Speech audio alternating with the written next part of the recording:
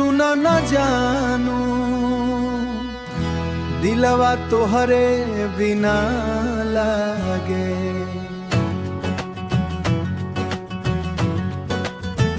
एक बार रानी कह द कोरा में जुदाई ना हो,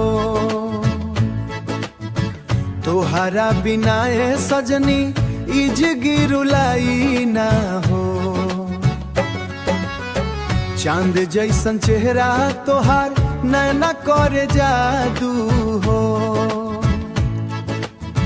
दिन रात तोहरे खातिर दिलवा है बेकाबू हो।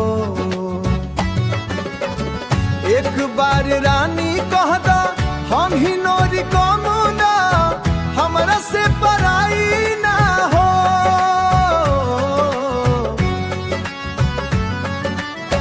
गोरा में सुताई दा दिलवा में लड़ाई ना हो,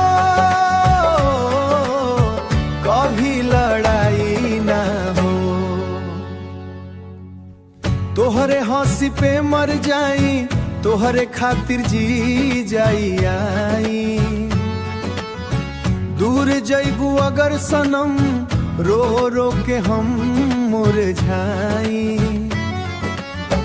पालिया के छन छन बोले मनवा के बहकावे हो,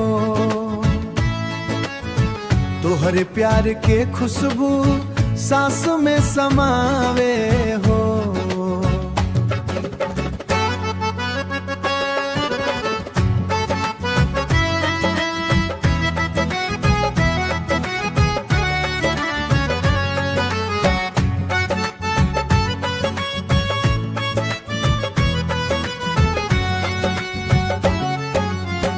एक बार रानी कह दा सती नोरी कमुना, सथिया बन जाई ना हो।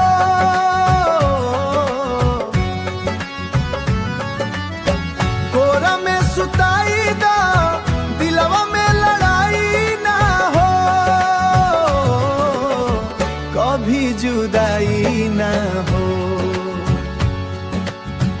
कभी जुदाई ना हो।